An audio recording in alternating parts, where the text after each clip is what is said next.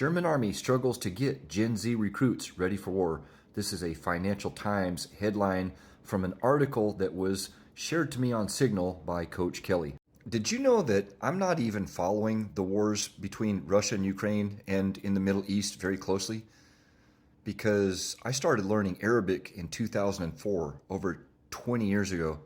I've been doing this a while, so I can get spun up pretty quick. One of the things that I found most glaring right off the bat in the Russia-Ukraine war was the opaqueness of the casualty figures. Did you know that you can go to iCasualty.org? It's still up. It's been up for probably about 20 years. And you can see the casualties by coalition country and year over year in both Iraq and Afghanistan.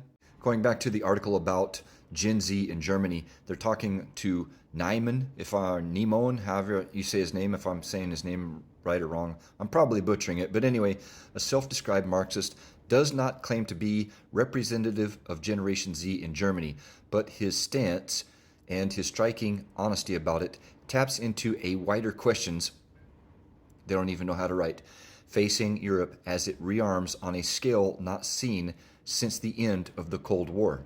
And what they're talking about in that piece is that what this guy says, and apparently there is surveys and polling that reports roughly the same type of attitude, is that Gen Z in Germany, well, they love their freedom and peace, they just don't want to have to fight for it.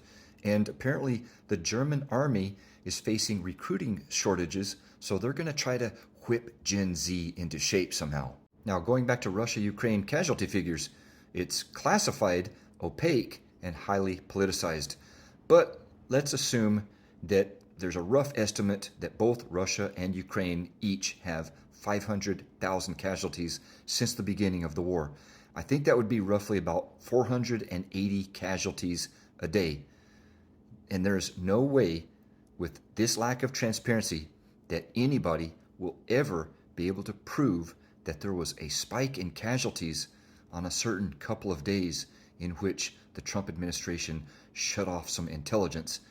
And even then, correlation doesn't equal causation. And anybody that has studied war for a minute would know that.